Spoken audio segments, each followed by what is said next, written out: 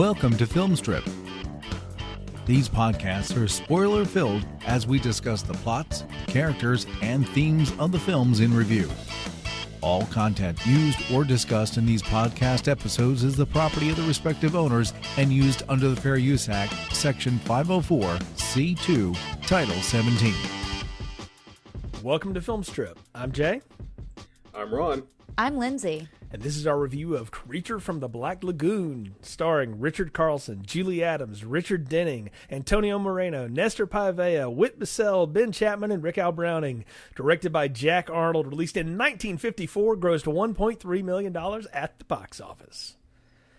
Jay, I have to ask, why are we doing this film? It's a good question. Back in Mark's Madness, earlier in 2020 here, we ran a little contest begging for, bribing people to write written reviews of the show on whatever podcast app you download it from. And if you had a suggestion for a review, throw it in your written review, and we would take it into consideration. And one of our wonderful listeners that goes by the moniker Jeff Golfbloom suggested that we do Universal Monster movies. And I got to thinking, I was like, okay, why not do this one? I mean, it got two quickie sequels, one in 1955, one in 1956, but all the reboot attempts have absolutely failed thus far. But it is a movie that permeates throughout pop culture and, in fact, influenced a Best Picture winner some years later. So I thought, hey, why not do Creature from the Black Lagoon? Now, have either of you seen this before we did this review? This is the first time I've ever seen it. Actually, I have seen this one before. And when I saw it, it was at the movie theater in 3D, no less, with the glasses and everything. So I'm an old hat. Did you time travel for this? How did you catch this in 3D? No, I was, 8, 9 years old, going to the dollar movies with my dad. My dad saw that Creature from the Black Lagoon in 3D was playing. He was like, well, we definitely have to see this, because it was one of his favorite movies as a kid. Or one of the first movie I think he remembers watching, either in the theater or on television. So he was like, all right, we got to go watch this one just so it's a blast in the past for me, and you should see it anyway because it's one of the classic monsters. That is outstanding, man. I'm jealous now that you got to see this in theater. What was it like in 3D and everything? It was actually really cool in 3D. It was very... I think the movie, at least not to jump ahead too far ahead anyway, the underwater shots of this movie are beautiful. So in 3D, it just adds a lot of depth of field to what you're already looking at. Plus, you get cool effects like when they shoot stuff at Gilman or whatever. It looks really cool in 3D. So it was surprisingly a lot of fun. Very cool. This is one I know I saw as a kid, like on TBS or something. It would have been on at my grandmother's house. I've told a lot of stories about the random horror movies I'd watched with my grandmother. And this would have fallen in the definite wheelhouse of what she would have let me watch at a young age. And so, I knew I'd seen it before. And I knew I'd seen a lot of things that ripped it off. And, through the years, because how can you not for a movie that's been around this long? But I distinctly remember the thing about this one is that of all the Universal monsters, Dracula, Frankenstein, Bride of Frankenstein, Wolfman, all that. This was the one that did always feel like, and here's Cousin Ralph, that we just never talk about. He's in the pictures, he was at the wedding, but you don't really ever bring him up. And I've always wondered why not go back to this. And then as I was reading again, getting into this, gosh, it's not like they haven't tried. They've tried in every decade since to get this off the ground, and one way or another, it has failed miserably all along the way. Except for, of course, the aforementioned Best Picture winner. Yeah, I guess we should call it out by name. Shape of Water. Yeah, it's a take on this movie. It's if you want to mix that movie with, I don't know, what's a good, if you want to mix this with the love scenes of Terms of Endearment for some strange reason, then there you go. That's Shape of Water. All I'm thinking of is the bathtub in Bridges of Madison County, but it's a Gilman. There you go. So, Lindsey, how did you avoid this one? You kind of like classic movies and stuff, so how did you miss this one? I do. I love classic movies. I'm surprised that this hasn't landed on my TV at any point in time, especially with all of the really, really bad B-horror films that I've watched circa Mystery Science Theater. But There were a lot of MST moments in this movie that I appreciated. But yeah, I really I don't know. So I was excited. I'm excited to review it.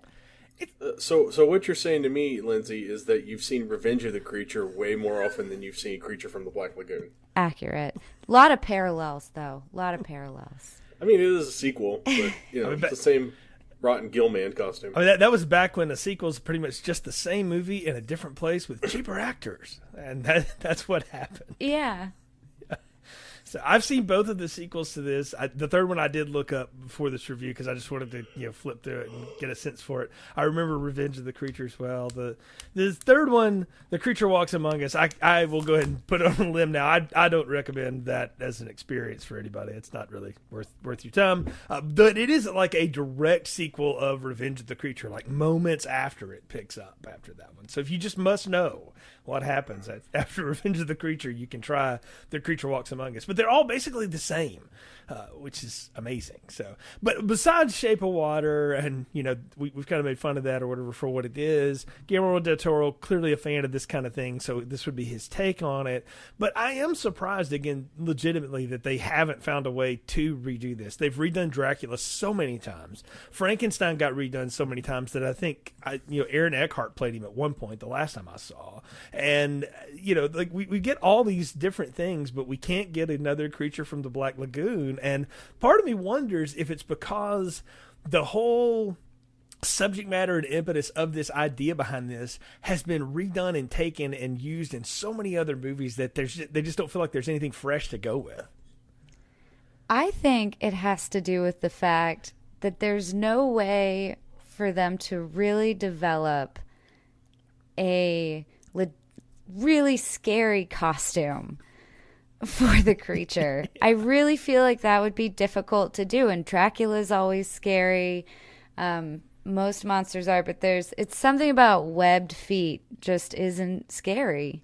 And I just don't think that, I feel like that's the big issue in my mind. That's what I'm going to say is the big issue. Well, it's the Aquaman problem. How do you make Aquaman an interesting superhero? Right. When all he can do is, like, his powers are extremely limited while he's on land. He just is a half Hawaiian looking guy. He can't fly or shoot lasers.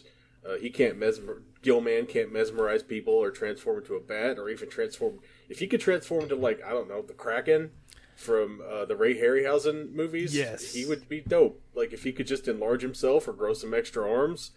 But no, instead you've got Guillermo del Toro trying to figure out what would happen if Kay and the monster got together, and even he chickened out of showing us Gilman's penis, which I think is what everyone was there to see. Do you like fish sticks? I knew one of you was going to do that. I just didn't know it was going to be Lindsay. The fun thing about this whole idea, and you both have nailed it, is how do you make this look scary? And I'm glad you called it out, Ron, because looking at this thing's face the whole time, I was like, yes, it's the Kraken from Clash of the Titans. I just need Harry Hamlin and that Medusa thing to come out, and Bobo, the mechanical owl, and Burgess Meredith, and then I would be complete. It's Bubo, not Bobo. Thank you. See, it's been a long time. Bobo is Bill Corbett's ape character from Mystery Science Theater 3000 that we've been talking about. Well, I knew it was Professor close. Bobo. He didn't get his PhD to be called just Bobo. So excuse me. Well, speaking of Bobo and professors, I think it's time to give a plot summary. So, Ron, please do the honors and tell us what Creature of the Black Lagoon's all about. You got it. When a geologist, Dr. Maya, finds fossilized evidence of a web-clawed creature from a bygone era, he enlists the help of two young scientists, David and Kay, working at his institute to help him investigate. The expedition comes across a mysterious black lagoon and a Gilman creature that inhabits it. David and the man funding the expedition, Dr. Williams, search underwater for the creature, where they find it hiding in the seaweed. It does that a lot. Dr. Williams harpoons the creature, which retreats deeper. They eventually capture it and secure him in a makeshift water cage as they discuss what to do next. The creature escapes and harms another member of the expedition before Kay throws a lantern, lighting him on fire. driving it away. As the remaining group tries to escape, they discover the lagoon is blocked by logs. As they attempt to clear the path, the creature returns and kills Williams, who tried to go after it single-handedly. Dr. Maya, Captain Lucas, and David rescue Kay, and the creature is shot multiple times before it retreats back into the depths, and credits roll. That's a good tight plot summary there, and I have a lot of questions, so I hope y'all are ready for the exam, as it were, in this movie. Well, it's a good tight plot summary because you wrote it. If it was my plot summary, there would have been a lot more jokes, and it would have been like 4 pages long. It's, brevity is the soul of wit, or in this case, it's a 71-minute movie. It didn't deserve that kind of attention, especially considering, as we've talked about, it hasn't been remade that many times. So I do want to talk about the very thing that just grabbed me from the beginning is we get like the Book of Genesis and Big Bang and evolution mashed together here. And I got to think in 1954, that would have flipped some wigs. To me, it just feels like padding. But they realized, this movie's only like 65 minutes long. We got to add something to it. So let's use some stock footage of explosions and have a guy narrating over the top of it. Well, no, it was written in there, though. Like, I looked that up because I wondered the same thing. And they wanted to start with this because they felt like they could cover all the bases. Because they wanted it to be able to appeal to what they considered to be what would be their massive audience at the time, right? People that would go to church would know this stuff, and also to have, quote, scientific accuracy involved in it. And I can only imagine that it's the same sort of motivation that made the people that made the Anaconda movie many decades later put that whole bit in there about how the anacondas will regurgitate to kill again at the beginning of their movie to try to add some bit of scientific legitimacy to this.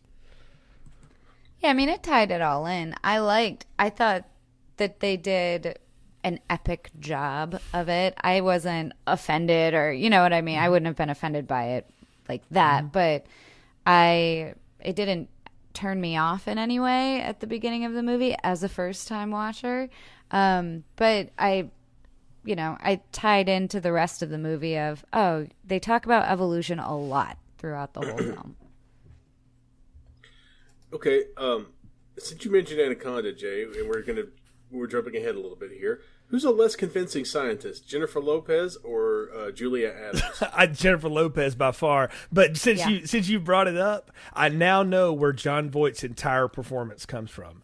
And it comes from the guy that plays Captain Lucas, Nestor Pavea. Like the accent, everything. I promise y'all, go watch Jon Voight cut-ups of Anaconda, and it's the same thing. He's doing the same. Jon Voight must have taken that for the paycheck and was like, yeah, I watched Creature from the Black Lagoon. I'll just do that guy.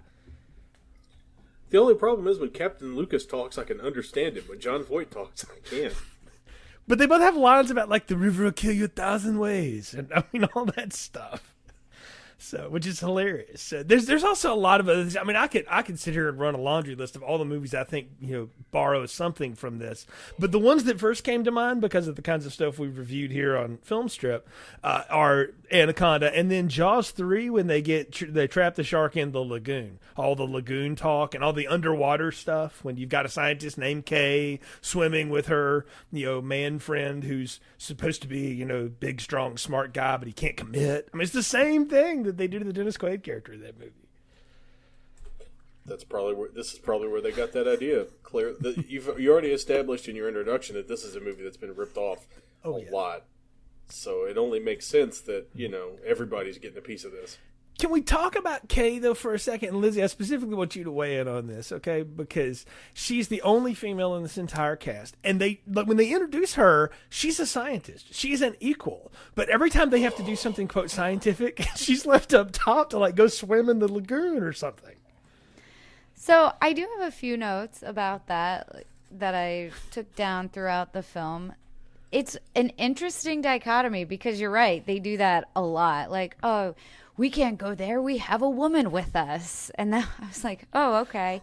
And that's when, he was kind of being a dick, but Mark, I guess, right? That was the other, is that his name? Dr. Williams, the scientist who's overcome by greed all of a sudden. Yeah, but he was, even though, and maybe it was the greed driving him, but nonetheless, he was like, oh, well, she could take care of herself. And I was like, okay, yeah, she can. She doesn't make the best decisions, but yeah, still alive at the end of the movie, so that's something. I do feel like this is a trope from this era that has carried forward, is that there's always one scientist or someone involved in funding the expedition who is, their motivation is the money, right? It's John Hammond in the Jurassic Park movies, which is really other people, but they lay a lot on into the movie. Every other kind of movie like this, it's always it's Samuel L. Jackson in Deep Blue Sea. He's the guy that's got all the money, and then the sharks, have to kill him. Spoiler alert. So there's always that guy, and so I knew immediately, because I had no memory of how the movie was going to go, that when that guy started talking about how much money it took to run something like this, I'm like, that guy is so dead meat. If he's not, this movie will fail me. Well, it's the Tim Curry and Congo problem. Somebody's got to be responsible for this thing, and also, if your whole life was centered around your ability to beg the government for money to fund your research, if you could score a Gilman and never have to write a grant proposal again, I think you would jump at it. True. Having written grant proposals, yes, I agree. That's not a good day. So what you're saying is, Jay, we need to go out and find the Gilman. Or the Gill woman. Either one, I don't care. Gill person. Gill person, yes, let's be correct. Yes. Gill creature. I'm down. I mean, for all we know, the Gill creature does lay eggs, so it may be it may reproduce asexually. I love Dr. Maya. I love his whole grandfatherly presence, and that he's got these two young people, gorgeous people working for him at the the institute or whatever. And I love that, again, for 1954, there's a lot of progressive stuff going on here. These two people are clearly together, they live together, whatever, but they're not married because he can't commit and all living this. in sin. I know, right? After we've just quoted the Bible of all things. Yeah. So I thought that was fun though, because what it does is it forces you folks, if you don't watch movies from this era, you will paint with the broad brush that they were all these puritanical, Quaker movies and stuff, and they weren't at all. These movies are rife with this kind of stuff, and I think that's what makes it fun. And I will say this about Julie Adams. I don't know how believable she is as a scientist, because they don't really give her anything scientific to do, but she is really good as a horror scream queen, which is what her role is here, is to be preyed upon by this creature and yell a lot, and she's pretty good at it. Oh yeah, she has a great horror scream, and she does do it a lot. By the end of it, I should have kept count, but by the end of it, I was like, that's how she got cast. Mm-hmm. I mean, she's pretty, but also that's definitely her thing. That's her jam. Yeah, she's got a top-notch horror scream, and it's easy to see why this movie, in and of itself, is an extended metaphor for puberty. Because do tell, because I did not pick up that on this movie. Are you really not familiar with this? No, I am not. Please, I'm not kidding. Well, okay, Gilman, and we're gonna masculinize him because typically Gilman is seen as an example of male puberty. He's a weird, awkward thing that feels gross and ugly, but all he wants is to be loved by the most beautiful woman he's ever seen. In this case, it may be the only woman he's ever seen, but he's got pretty good taste, I'll give him that. So the whole thing is his pursuit, his ungainly, awkward pursuit and attempts to woo or possess this woman. Oh wow, I had never heard it put that way, but well done. It's a really common theme, and I recommend that you check out Joe Bob Briggs's book, Profoundly Disturbing, Shocking Movies That Changed History. And he talks about it extensively in this, or he talks about this movie extensively in that. There's a whole chapter dedicated to it. I mean, I've heard that metaphor in the werewolf stories and things like that. I totally get that, but I hadn't heard it for the Black Lagoon creature. But it works. Yeah, the werewolf part, the werewolf one is more about just the act of undergoing puberty.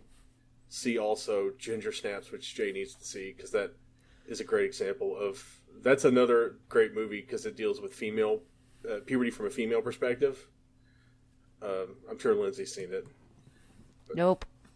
Add that to the list. You definitely need to add Ginger Snaps to the list because number one, it's great. Number two, it is incredibly Canadian. I love Canadian movies and reality TV. And number three, it's like a feminist, a teen feminist werewolf movie.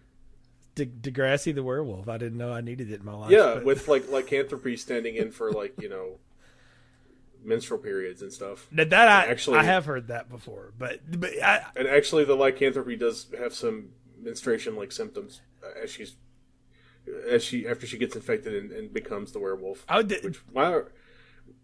Why are we talking to be continued on a future film strip? We'll talk about that because werewolves are a glaring hole in my horror watching. We've talked about this offline, Ron. That's like the one I've seen, maybe like 2 or 3 werewolf movies, but I've seen all this other stuff. So I feel like vampires are kind of like, I know that, and I'll never need to see another one. But anyway, yeah, the werewolves would be the whole of this. But back to Creatures from the Black Lagoon and their need to touch the most beautiful woman ever, or at least the most one he's ever seen. What I love are all the inserts of the creature's claw. We saw it fossilized first, and then we see it, putting the claw on the sand and dragging it back. And I love that we get that Sting score that Herman Stein wrote, and then Hans Salter and Henry Mancini added stuff to it. It just repeats over and over. And there's nothing that maybe dates this movie more for me than that score. That is, because Jack Arnold in interviews said, I wanted music that would keep people on the edge of their seat the whole time. And I'm like, well, that's clearly the purpose of this music, is to make you go, dun, dun, dun. I mean, it is that trope. I like the insert of the claw. I think it's very classic, to not show the creature until the end. And I didn't think we were going to see the full creature as soon as we did. I was expecting it to be like a big reveal at the end. So I was a little surprised to see him that early. It reminded me of, I don't know if you guys ever watched Doug, like the Nickelodeon cartoon, but there's an episode where he's really scared about going to watch the end of a movie because the monster is supposed to be really scary, and then the big reveal is that the monster really isn't, and that was clearly taken from some version of this. But well, I think you're onto something, is the fact that they show us the monster so early and like full on. And hats off to Rick Al Browning, who was the underwater version of the monster. There are no air tanks in that, guys. He did 4-minute takes holding his breath in that thing, swimming in the tank doing that.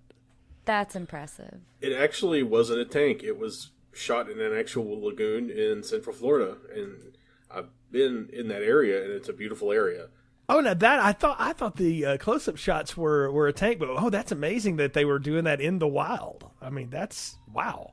Yeah, like a lot of the stuff on the boat, I think, was shot at Universal, but the stuff, actual water, the underwater stuff, was shot live in Florida. And the reason why he did 4-minute takes is because he could hold his breath for 5 minutes, and that would give him a chance to swim back up to the surface and breathe. 1 minute to survive in that 40-pound rubber suit. Hey, hats off, though, to Julie Adams, though. She did all of her own stunts. She was doing all that water work, too. So,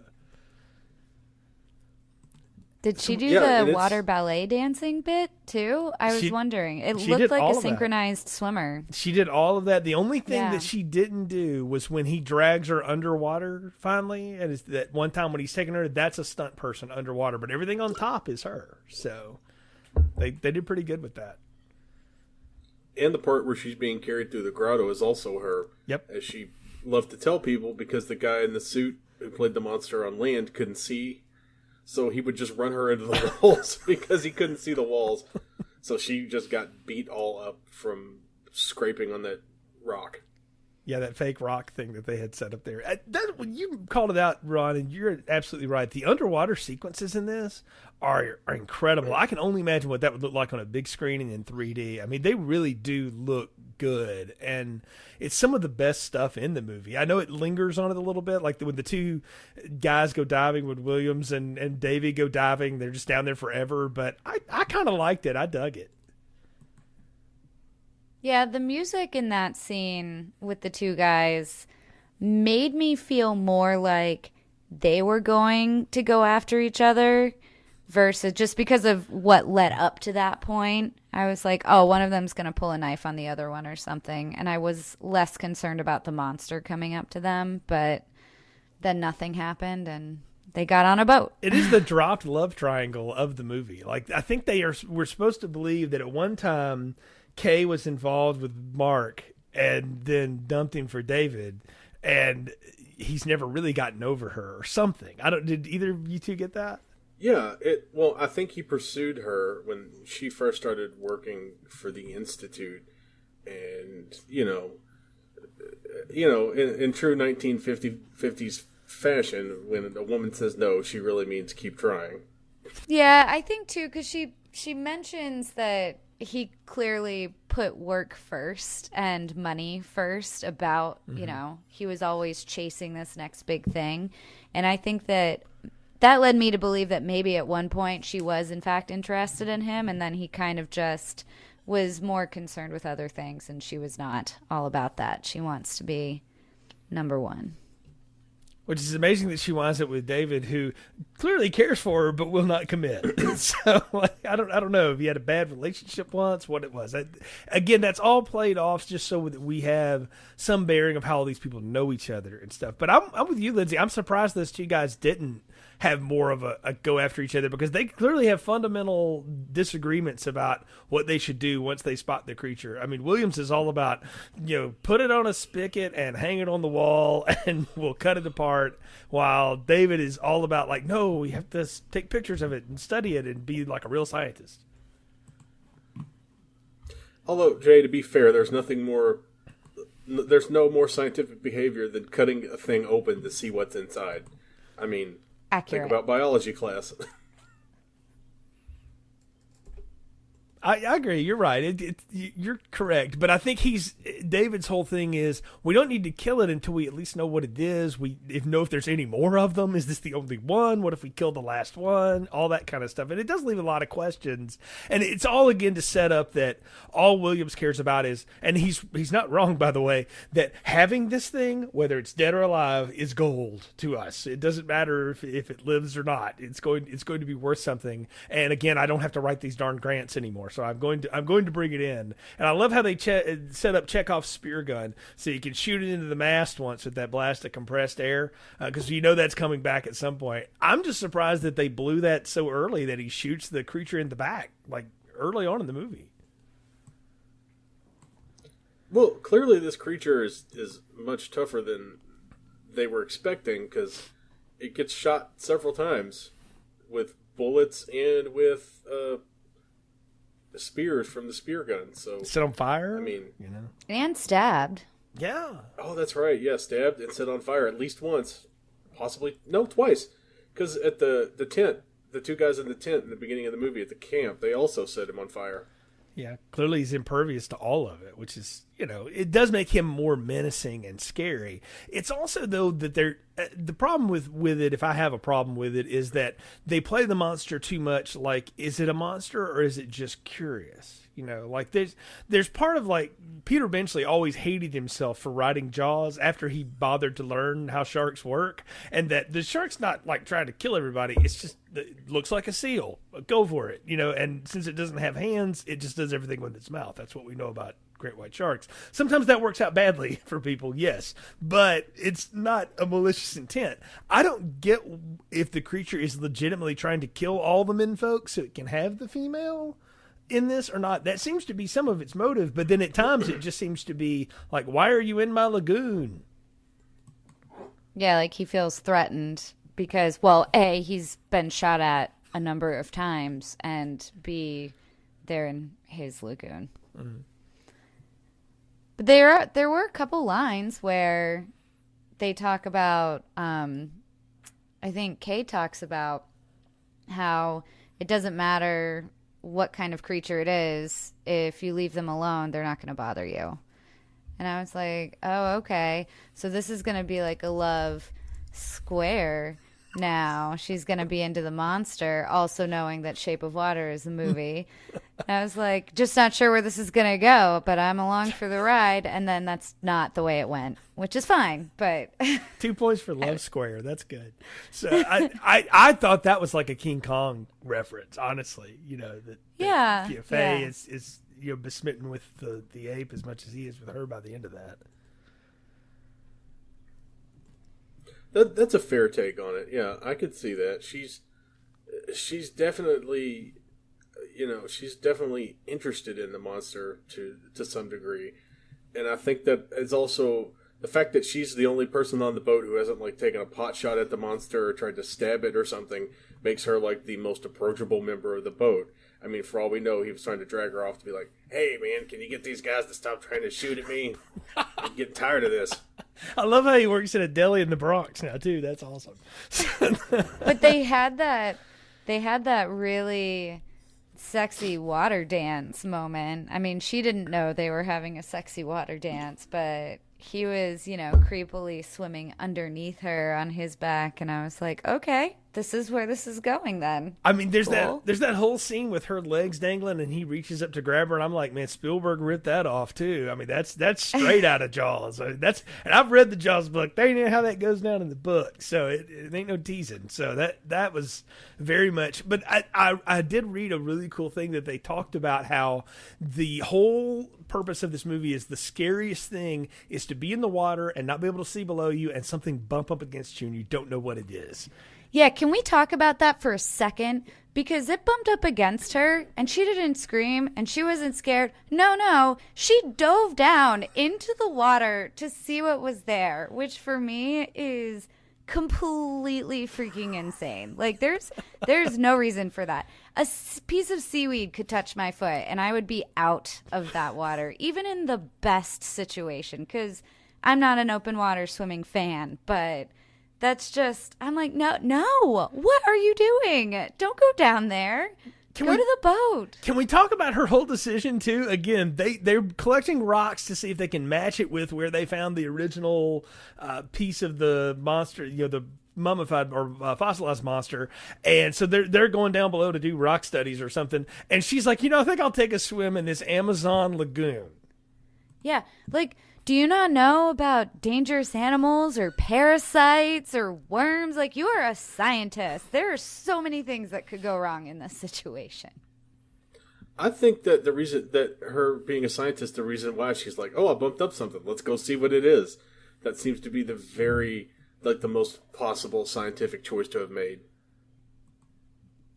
True, but still, bad choices when you start swimming in dark places you don't know. I mean, that's just bonkers to me. I didn't say it was the smart choice. I said it was the scientific choice.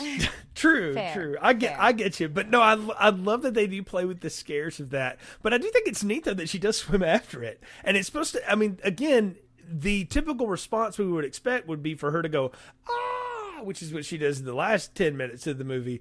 But at that point, she's like, what was that? Let me go look. She's being much more Velma than Daphne at that point in the Scooby-Doo thought of this. Yeah, like, maybe I'll find some more of those weeds that my boyfriend gave me earlier. Yeah, he did just cut random seaweed up and bring it to you. Here you go, darling. Yeah. Oh, these are pretty. Yeah, I love how she says that line, too. It's exactly like that. But the whole thing that they realize very quickly is, okay, yes, we want to catch this creature. We've got to get this creature, but it's starting to create problems. I mean, it surfaces and attacks a deckhand and pulls him overboard. So we got to have some random killing now because we need some deaths in this. And they decide, the scientists, I say in quotes here, decide, let's take a bunch of drugs and drop it in the water so it'll paralyze all the fish. And when that didn't work, they decide, let's sink them a little lower because maybe it'll paralyze this thing long enough. Let's destroy the ecology of a place we've never been to before. I know, I was like, I have that note written, oh no, they're killing the fish or paralyzing them, which will kill them because they'll float to the top and then just die. But it's all for the cause.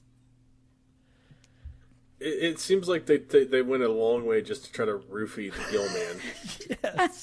Yes, that's exactly what they were doing. Because I mean, it looks like bicarbonate soda. You throw it in water, and I'm like, they're that's a good way to call it, Ron. And it doesn't work. That's the other thing. We're like, man, this guy is like super tough. The drugs don't work. He can shoot him. You can stab him, light him on fire a couple times. That's the strongest fish I've ever seen.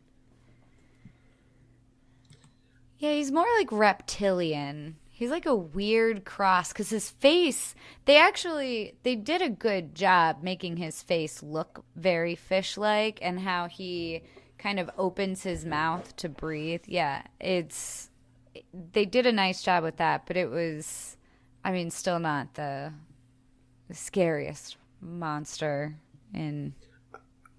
I can't help but wonder if we're not scared of Gillman because we've seen like so many monsters. Like, is it possible to be scared of the Gill Man after you've seen Monster Squad? No. Where he's got to, like, swim around in the sewers. Yeah. No. It's not. I should have worn my Stephen King rule shirt tonight for this recording, but maybe that's what it is. I love Monster Squad so much. But I will say that apparently one of the stories that Rico Browning liked to tell was that he had to get out of the water at one point to go to the bathroom, and he came out of the water right next to a mom and her daughter on the shore, and they saw him coming out of the water, and they both shrieked and fled like in terror. So maybe it's just the thing that we're a jaded audience for it. Oh yeah, what have we always seen? I mean, the Kraken, for one thing. We've seen that. We've seen all the different Alien and all this other stuff. I've seen Jaws. I mean, yeah, it's hard to be scared by this thing, having seen all this other stuff. But yes, I can imagine in 1954, people would lose their friggin' minds if they saw this thing come out of the water, especially just come out of the water unbeknownst. Yeah, at a lagoon in Florida. But I will say that, like we've talked about the hand, the reaching hand, the grasping hand, all those shots in the original 3D look great. See, I was going to ask, what are the 3D shots?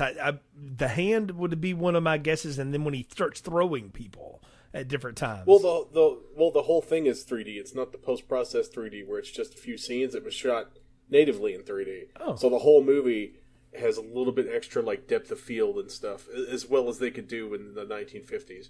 So a lot of it is just to give, to project, Gilman out a little bit from the background, and it adds just a little hint of like that third dimension. It adds a little bit more to the feeling of like you're in the bottom of the pond and you can see, you can't see the other side.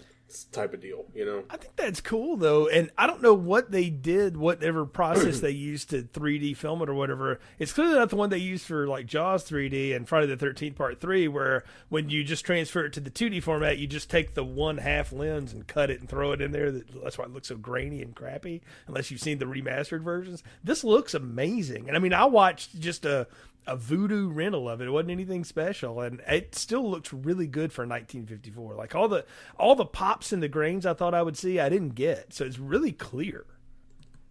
Yeah, I watched this movie on my phone, and it was much clearer than I expected it to be.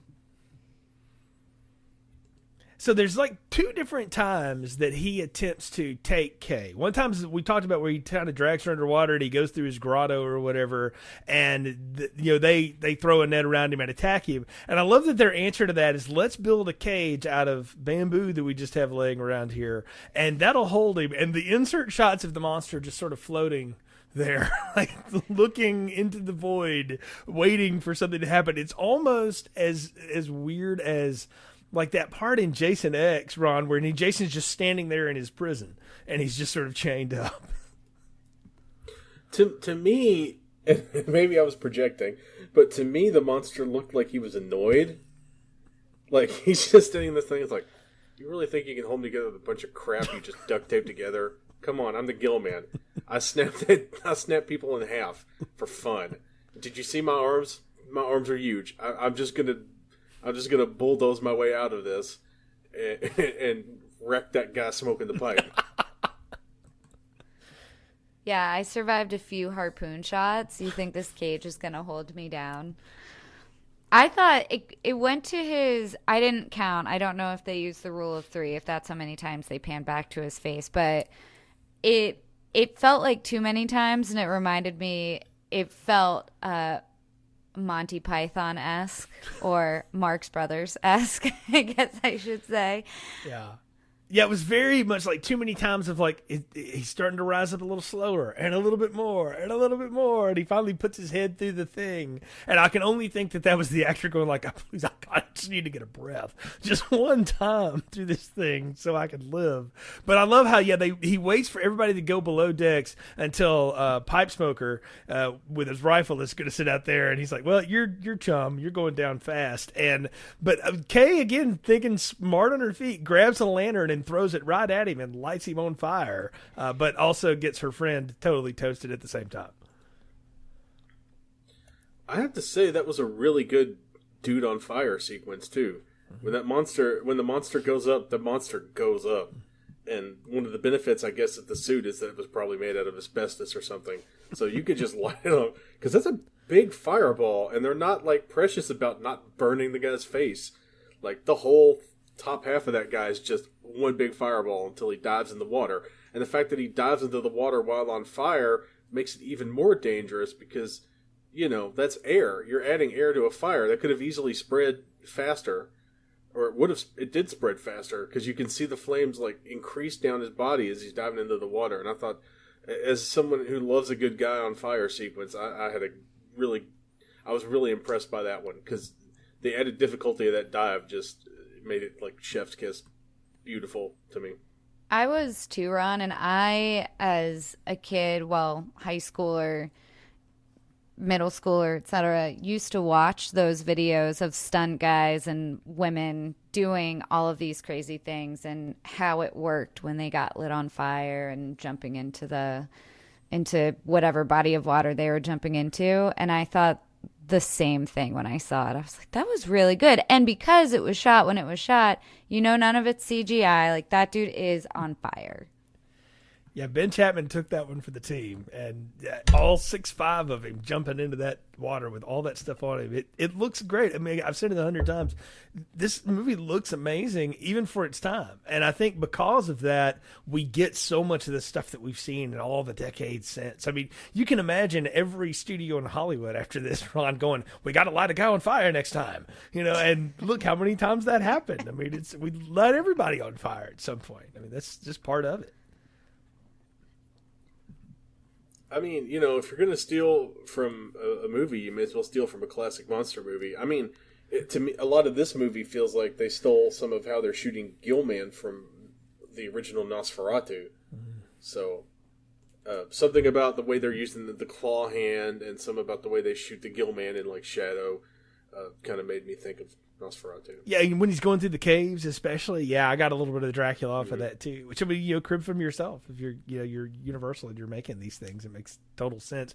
And look, Jack Arnold worked for decades up through the 80s, shooting things and did a lot of sci-fi. Ended up doing a lot of TV later in his career, but I mean, he did The Incredible Shrinking Man and Tarantula and all that kind of stuff. I mean, he was a get as a director at this point, and then would go on to have a great career. And you can see why. I mean, he clearly knows how to handle the camera and how to keep the story moving. That's the thing about this. This movie's 71 minutes long, and it's really like 65. And I mean, it doesn't waste any time because once that creature escapes and is, thrown on fire and all that, David's like, "I'm done. It's time to go." Williams is like, "No, we've got to stay or kill it, capture it, something." And he is clearly outvoted off the island here because they're going to go. I did get a huge kick out of the fact that huge boat was stopped by what I would consider to be like a good bass fishing trap. Not really like a lot of logs that were stopping the exit way, but we got to have something, right? Yeah, I mean, I buy it just because I was just at the lake this weekend on a boat, and sometimes those things that look like little sticks are not little sticks and can really do some damage. So I get it. However, I did really appreciate when the captain pulled that knife out, just like a bamf, like, "No, I am the captain." We're doing this thing. We're moving this, and we're getting the fuck out. Yeah, I appreciated that too because I was like, man, I don't know a lot about science or anything, but I do know better than to threaten a Brazilian fishing boat captain. Yeah. Let me tell you, those dudes ain't gonna play around with you. So I don't care how good you are with that spear gun, Sonny, and all that fancy equipment. I will cut you and gut you. It's not a problem. Yeah, he's gonna. He looked like he'd done it before too. Oh yeah. Oh, that's not that guy's first rodeo. No. And as far out in the jungle as they are, who knows how many bodies he's left behind. It's clear too that would not be the first time that he had done something like that, and I don't think anybody else on that expedition would have said boo about it. They'd be like, "Oh yeah, David just jumped off a cliff or something," Mark just went out on his own. Gilman got him. Yeah, right. Yeah, what Gilman? Yeah, right. So I mean, yeah, you want to go see? Yeah, I know. I love that. Like, the captain rule, and I love that. It was very much. I had a Paul Hogan moment too, where it was like, "That's not a knife, Sonny. This is a knife, and I'm the captain of the boat." So I do love that they're trying to get to that. What I love is that they're using good block and tackle science to try to pull the logs out of the way and stuff. And the Gillman is totally fucking with them the whole time, like swimming up under there and undoing it. And no, back this way. I'm going to go to the other side now. I love the playful way that it sort of just went around. It was like nope, and just kept untying the string. Yeah, as someone who is a wildly unsuccessful every time he's attempted to fish, that I know exactly what Gilman's doing because it has happened to me dozens of times.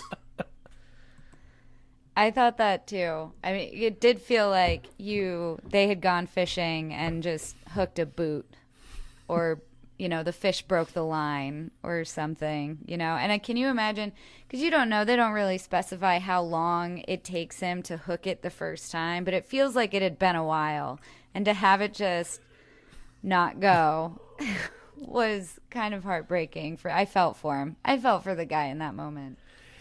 And one of the reasons why I think the log trap works well is because they've established that there's not a lot of clearance in this water. Because they had to all get out the boat hooks just to make sure they didn't beach on their way through. So what I'm thinking is that Gilman knows where the choke point is, so he just put that tree is just enough in the way that they're stuck there. Do you think Mark Williams gets a redeeming moment when he goes after the thing at the end, or is he still under selfish motivations there? Because I'm kind of torn. I don't know how to feel about the way that he dies when he goes after the Gillman final. I don't know. I think he's a little crazed anyway, but I think this is, also it's like, I'm blanking, but the movie where the surfer it's Keanu Reeves' movie. Point Break. Point Break. Yeah. It's like, you're crazed and this is the only thing you want, and you might die, but you're gonna die trying to do something epic. And I kind of feel like maybe that's where his head was at. I am an FBI Gilman.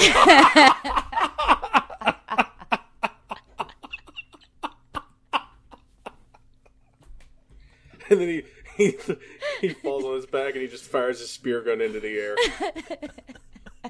Yes. I would watch that remake. Yes, I would totally go for that. Much better than that one that they did at Point Break. Yeesh. Anyway, so you talk about pointless. We need to do a retrospective of pointless remakes, and that could lead off the month, I'll tell you. So Williams goes down. Everything's going to hell. Kay gets abducted yet again, taken to the cavern. This is presumably where she got her head hit multiple times. But I love how they all show up. The posse shows up, and all of a sudden, all these scientists, along with the captain, I have decided that we're going to break out the Western guns and we're going to go Tom Cody on this monster and blow it to hell. And they shoot him so many times before he's finally like, fine, I'm done. Let me go. Well, they're clearly not in civilized territory at this point, so you got to be prepared. Because, one of the first things the captain talks about when they come back to camp and they see the dead guys is the captain's like, it looks like a jaguar to me. So they clearly got to be prepared for every eventuality. No one's ever prepared for Gilman, but, They seem to do okay with their Tom Mix rifles. Yeah, there's a lot going on there. I feel like maybe he should have died sooner. I'm not really sure how or why he's so strong. Maybe it's like he's got like the thick skin of an alligator or whatever. It's hard to pierce. Or a dragon. I don't know. Because it seemed like he died at the end. It seemed like he was going into like a death situation there. Except he sunk and didn't float. And that hung me up quite a bit. Yeah, see, that's why I read it as he just sunk away to the depths, again, to go back to the healing seaweed. Yeah, that makes more sense to me. Yeah, I don't think they had intended on killing the Gill Man. I think they left it ambiguous so they could do a couple of mediocre sequels. And they pick up right from that. I mean, that every sequel ends with him getting shot, electrocuted, something, and then he slinks away, and he's never completely killed. I'll just tell you both that if you haven't seen those other ones recently or at all.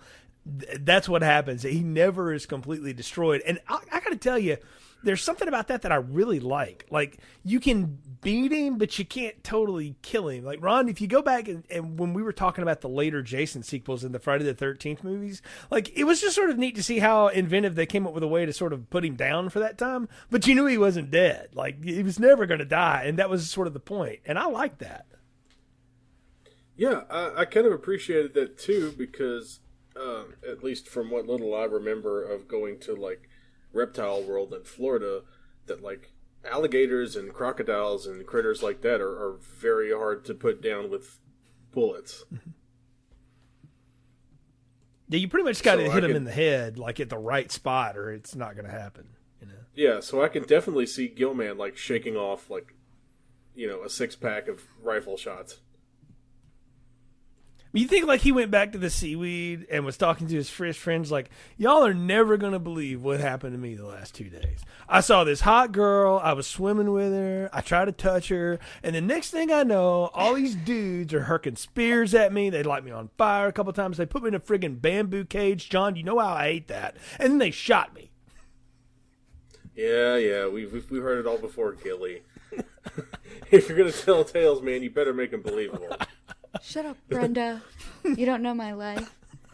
What kind of friends would he have? Like, that's my question. Does he speak fish fluently, do you think? He'd have to, right? Oh, yeah. He grew up there. I think he's got this telepathy thing, too. He could probably, call in his friend Cindy and say, I need the dolphins to come down, and they'll vouch for me. They know me. They know my truth. He's just living his full truth. That's all he's doing, and people are trying to shoot him with harpoons. Right? That's not right. You guys are jerks. I'm going to go call my cousin Namor the Submariner. Exactly. So, well, I think we're at the part of the podcast where it's time to give final thoughts, recommendations, and popcorn ratings. So what are yours for The Creature from the Black Lagoon? Lindsay? I really enjoyed it. I thought it was beautifully shot. I liked the score as a first-time watcher. I also appreciated the fact that it was short because you don't get short movies very often. I think I would give it a medium popcorn with extra butter. Yeah, I'm right there with you on the medium popcorn, Lindsay. It's not a great movie, but a lot of that is because, as Jay has talked about, we've seen all these tricks in later movies, and we've seen these tricks done with better special effects. But there is something to it. The underwater shots are gorgeous. I'm not... And if you get an opportunity to see it in 3D, I wholeheartedly recommend it because it's beautiful to watch. And the monster actually looks a little bit better in 3D because you get a little bit more definition of his scales and such. He doesn't look like just like a guy in a suit that's been spray painted with abs on it. It has more shape, more texture. So I'm going to go with the medium popcorn with extra butter. All that to say, it's still a whole lot of fun, and it's still a pretty cool-looking monster, and I can see why he may be the least of the Universal monsters, but I can still see why he would qualify, because it is a highly influential movie.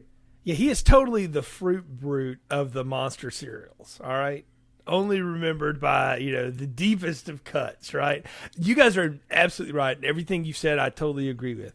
by itself, this is a medium popcorn movie, but a really enjoyable one. But because of the wide range of influence that this has had, I got to bump it up and give it a large. I really think this one is right for a good remake. And I think there is a way to do it and make it really scary. I think you got to get the right people involved with it, but this could work. Again, I think the temptation would be for this movie when they do eventually get around to redoing it, and they will, is it's going to be too long. Like, the thing this movie is going for is that it's 70 minutes long.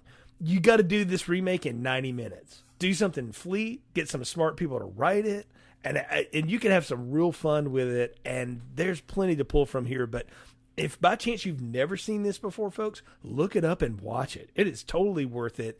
And this one definitely stands up on the mantle with his Universal monster brethren. I think it deserves more love. So I'm going to give it a large popcorn, because of its wide reach and the fact that it is just so darn enjoyable. And of course, as always, it's a lot of fun to talk about it with you guys here on Film Strip as we kick off a real fun August. We're coming back next week, the three of us, to talk Howard the Duck. That's going to be a lot of fun. Can't wait to get around to that. And then, Ron, we've got a little something we're doing for the end of summer here that you call Rock and Roll Dystopia. Tell folks what that's all about. Sure. Well, it was that beautiful time in the 80s when rock and roll ruled and society was crumbling.